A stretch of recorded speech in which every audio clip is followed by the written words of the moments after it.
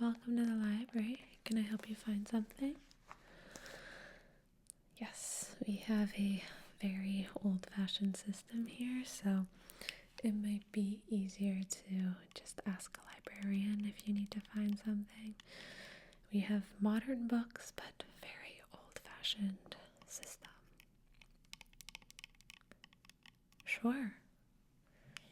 The Thursday Murder Club by Richard Osman. Let me look it up to see if we have it. Yes, we have a physical binder for all of our books. Let me quickly flip to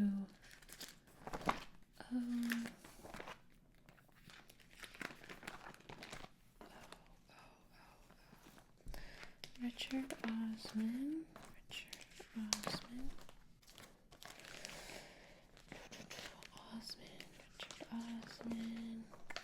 Okay, Richard Osman.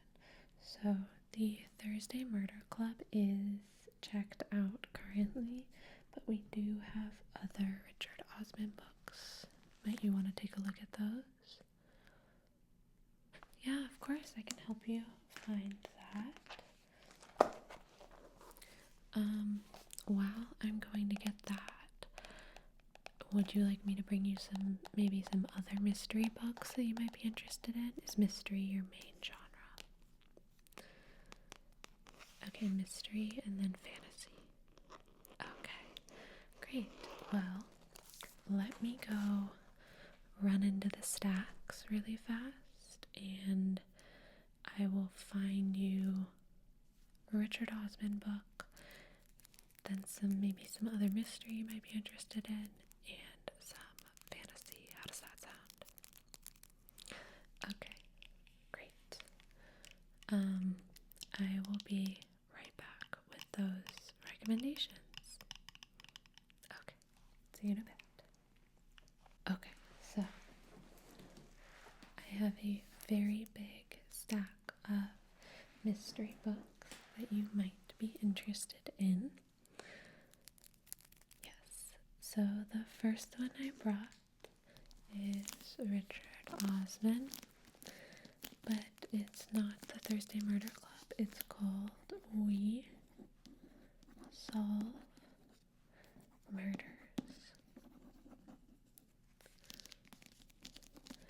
So I think I'll just go through and read the blurbs for all of these books, and you can decide if you would like to take them home today. Okay, let me put my glasses back on.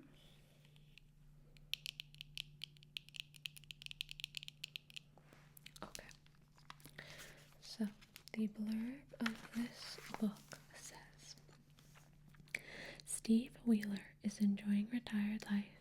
He still does the odd bit of investigation work, but he prefers his familiar routines, the pub quiz, his favorite bench, his cat waiting for him at home. His days of adventure are over. Adrenaline is daughter-in-law Amy's job now. Amy Wheeler thinks adrenaline is good for the soul. Working in private security every day is dangerous. She's currently on a remote island protecting mega best-selling author Rosie D'Antonio until a dead body and a bag of money mean trouble in paradise. So she sends an SOS to the one person she trusts. As a thrilling race around the world begins, can Amy and Steve outrun and outsmart a killer?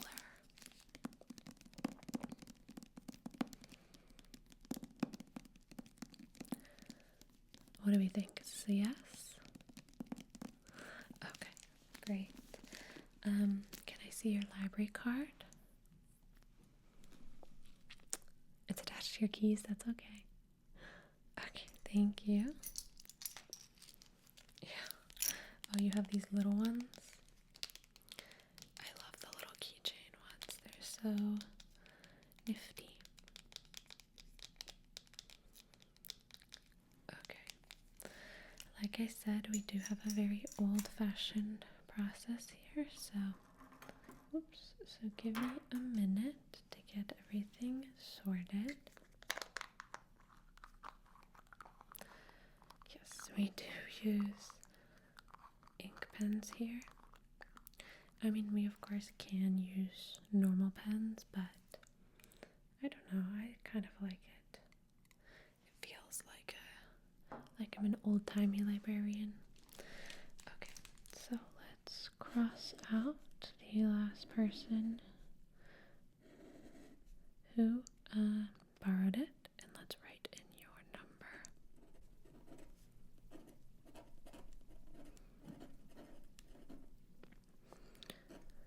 Okay, perfect. Okay, and then I just need to stamp it with the date. I believe it's correct.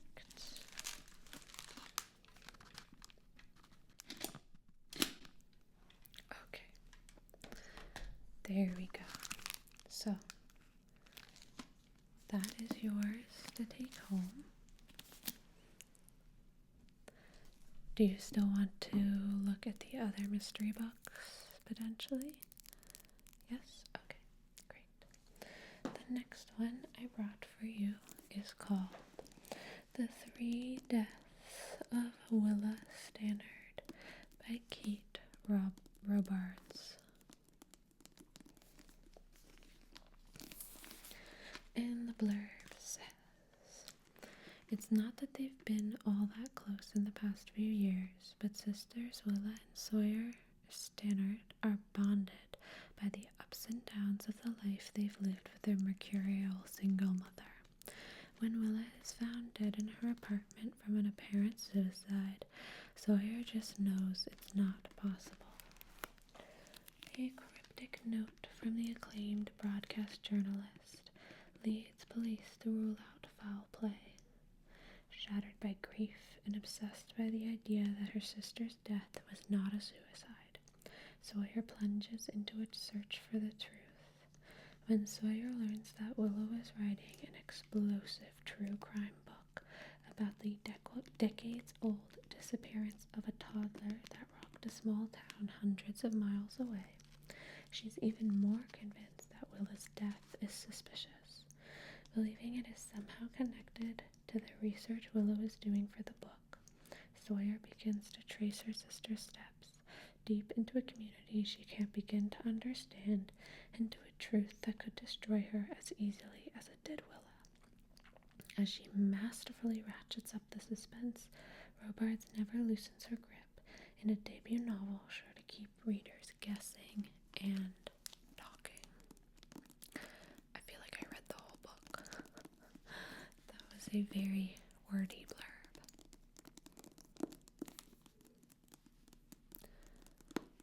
What do you think, yes or no for this one? Okay, maybe. Okay, I'll put it over here for now. We can go through the other ones and decide. The next one is a very popular one. I want to say in the early 2010s. I'm not sure when it came out. I remember it being very popular in like 2015 maybe. It's The Girl on the Train. Now, I am not a thriller person or a mystery person, but I did read this book and I did enjoy it a lot. The blurb says, Rachel takes the same commuter train every morning and night. Every day she rattles down the track, flashes past a stretch of cozy suburban homes, and stops at the signal that allows her to daily watch the same couple breakfasting on their deck. She's even started to feel like she knows them. Jess and Jason, she calls them. Their life, as she sees it, is perfect, not unlike the life she recently lost. And then she sees something shocking. It's only a minute until the train moves on, but it's enough. Now everything's changed. Unable to keep it to herself, Rachel goes to the police. But is she really as unreliable as they say? Soon she is deeply entangled in not only in the investigation, but in the lives of everyone involved. Has she done more harm than good? Yeah, if you like more like thriller mystery, I highly recommend this one. I think they also made it into a movie, but I never saw the movie, I just read the book. Okay, I'll take this one. Wonderful. Let me write your number, of course. Let's cross out the person who borrowed it before. And write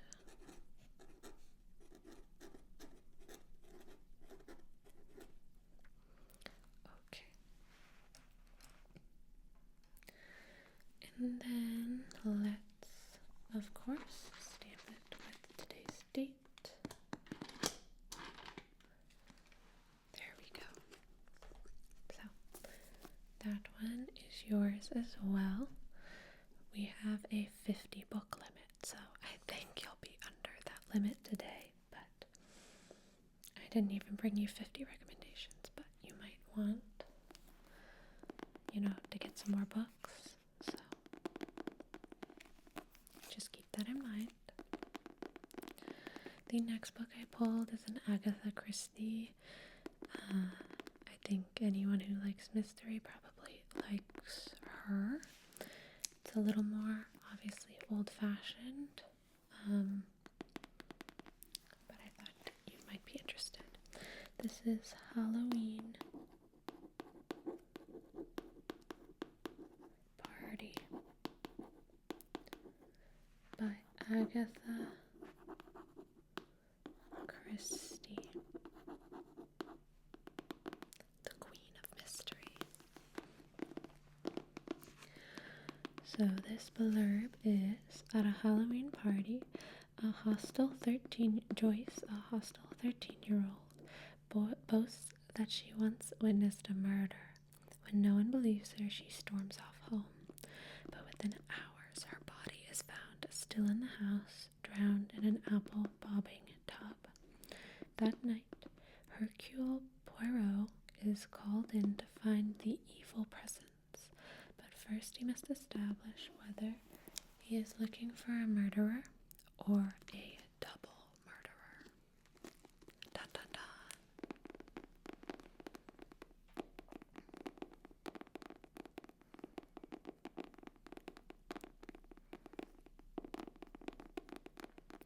Okay, you don't like the kind of older mysteries as much?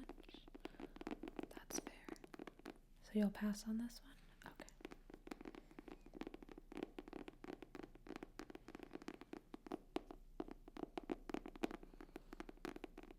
That's fair. In that case, you probably won't like the next one I pulled, but might as well take a look at it.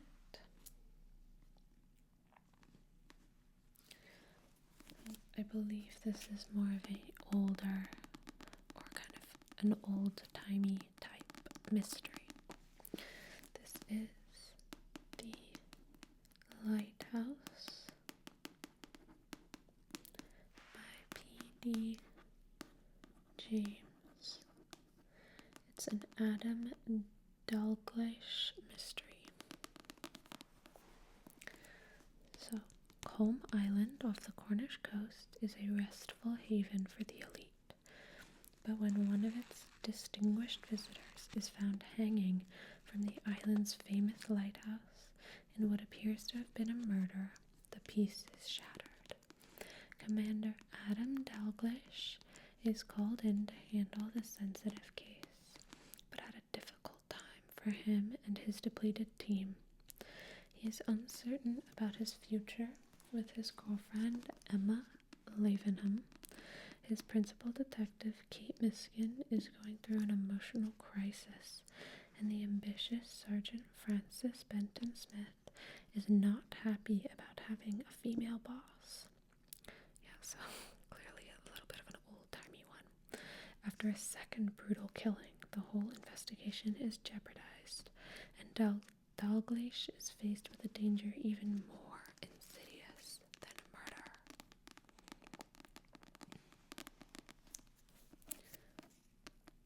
Okay, yeah, you're not interested in this one. That's fine.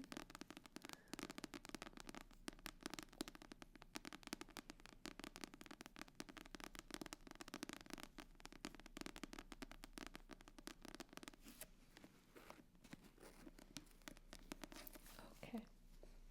Then the final mystery I brought before we get into the fantasy that I brought you is Fatal Gambit by David Lagerkrantz.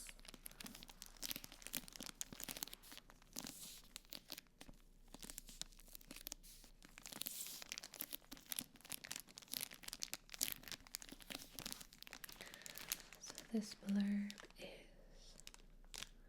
Claire Lidman died 14 years ago, so how could she appear in the background of a recent holiday snapshot from Venice? Her husband brings the shocking photo to Professor Hans Reiki and police officer Michaela Vargas, whose initial skepticism gives way to cautious belief. Claire was a high-powered, charismatic businesswoman, the chief analyst at one of Sweden's largest banks, who benefited from her death. Could she have wanted to disappear? Meanwhile, Recky's mental health is deteriorating. He is uneasy about his daughter Julia, who is determined to keep her new boyfriend a secret. Vargas is preoccupied with her own problems, including her gangster brother, who is now threatening to silence her. Most troubling of all, Ricky is hearing whispers of a name he hasn't thought about in years. A rival from his youth, a chess expert whose intellect outmatches even Reiki's, and whose restless evil is legendary. The pieces are on the board, and Reiki fears that his rival is already one move ahead. The name of the game is Revenge. So kind of a Sherlock Moriarty vibe at the end there. Does this interest you? Yes, you'll take this one. Wonderful.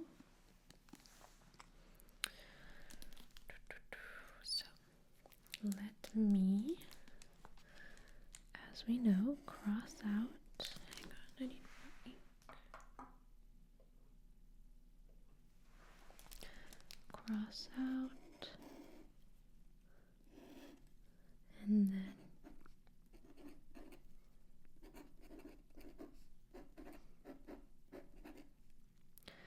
write your card number, and then give it a little date stamp. There we go. So that is yours. Now, that's all the mystery I brought for you. Do you want to continue on to fantasy? I brought some recommendations. Okay, great.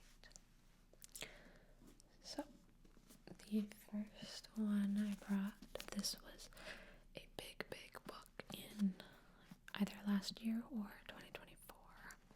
I have read this one.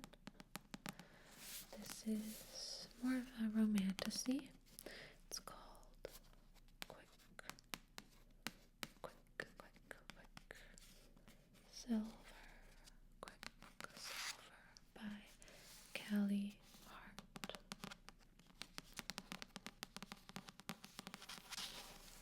Oh, you've read this one? Okay, and what did you think? You liked it? Okay. Well, that is good to know. So I'm assuming you don't want this one. Okay.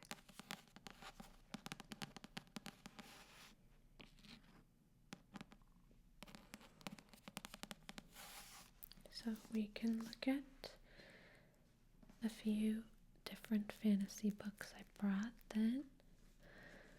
This first one is called Year of the Mare by L.D. Lewis.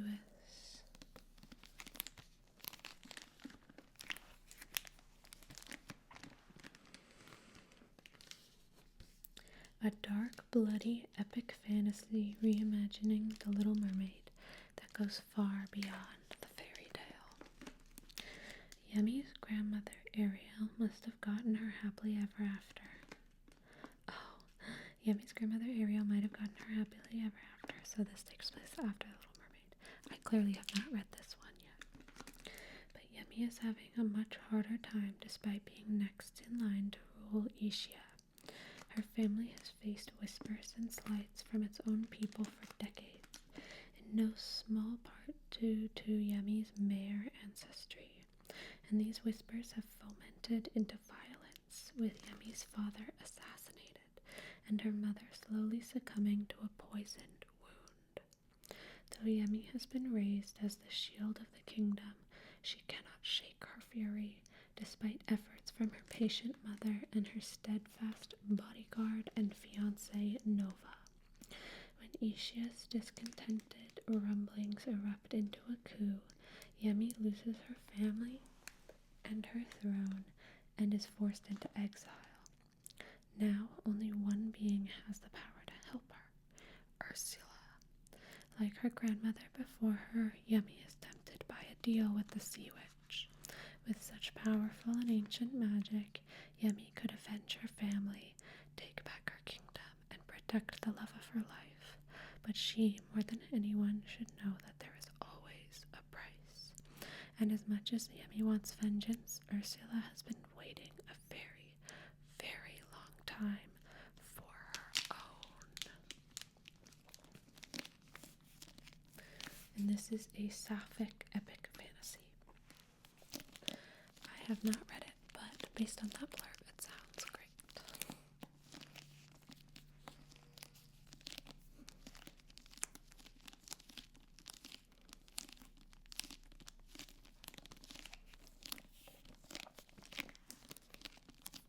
Okay, I'll take this one.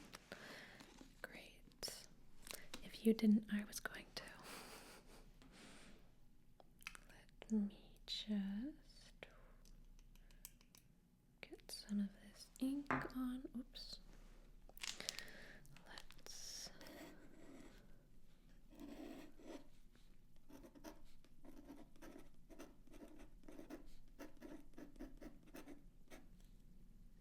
okay.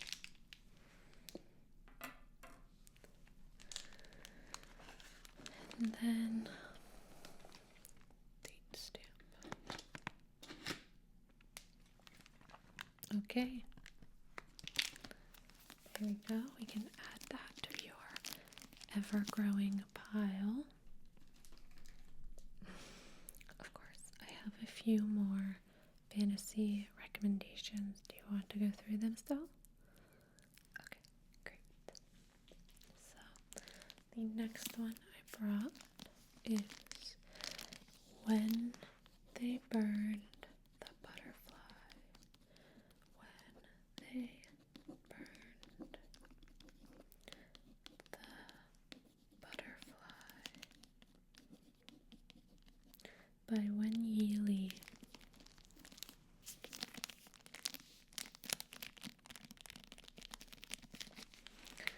This one I also haven't read. Singapore, 1972. Newly independent and grappling for power in a fast, modernizing world. Here, gangsters in Chinese secret societies are the last conduits of their ancestors' migrant gods, and the back alleys where they fight are the last place magic has not been assimilated and legislated away. Adeline So never needed more company than the flame she can summon at her fingertips. That was before her mother died in a house fire, with leaving Adeline with no answers and one lead, a girl with a butterfly tattoo she chases down from a back alley bar fight. Ang Tian is a red butterfly, one of a gang of girls who came from nothing, sworn to a fire goddess and empowered to wreak vengeance on the men who abuse and underestimate them. Adeline's mother led a double life as their patron. Now Adeline's blood is the only thing keeping their flame burning. As she becomes entangled with the girl's dangerous world and with the charismatic Tian, Adeline finally starts to belong. But ambitious and paranoid neighbor gangs hunt at the edges of butterfly territory, and bodies are turning up in the red light district, suffused with a strange new magic. Adeline may have found her place, but with the streets changing by the day, it will take everything she is to keep it. That also sounds amazing.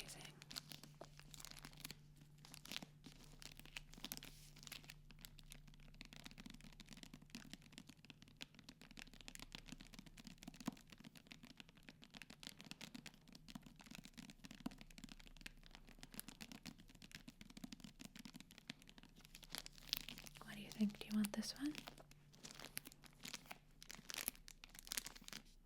Okay, you'll wait to see what the other two are. Yeah, I have two left.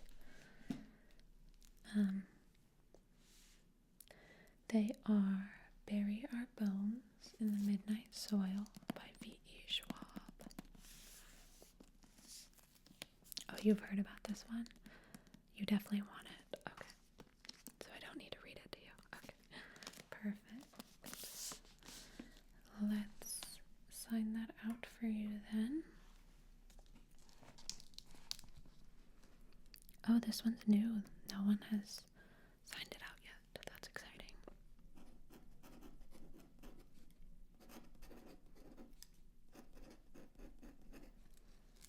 Okay. And let's give you a stamp.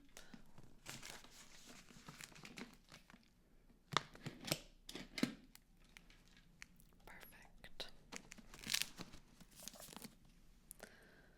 That's yours.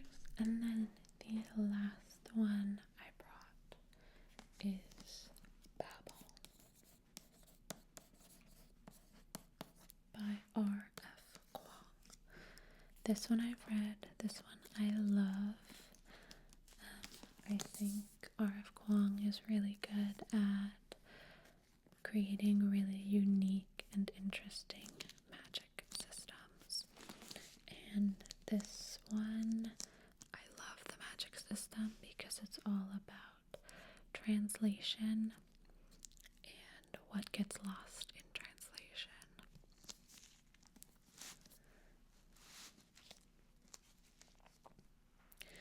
1828, Robin Swift, orphaned by cholera in Canton, is brought to London by the mysterious Professor Lovell.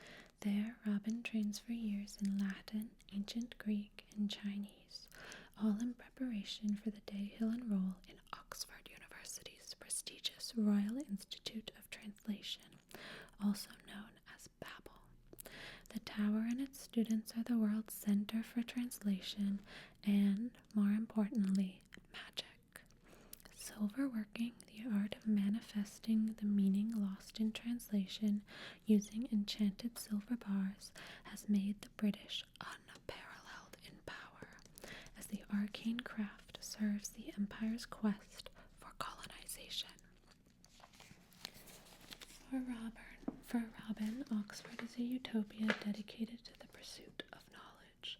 But knowledge obeys power, and as a Chinese boy raised in Britain, he realizes serving Babel means betraying his motherland.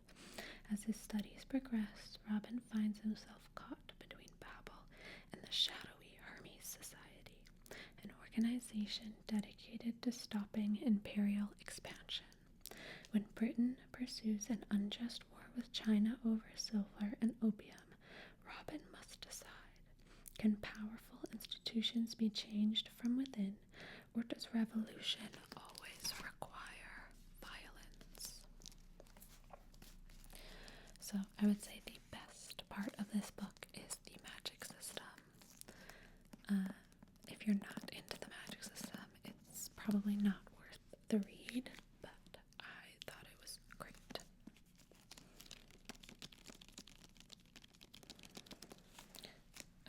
choosing between these two, I mean, you can take both. We, like I said, have a 50 book limit and you are well under it. But you can also just take one now and come back later and take the other one when you finish it, if having too many books is putting pressure on yourself. Okay, you'll take Babel. Sounds good. And you'll come back for when they burned the butterfly. Okay, great.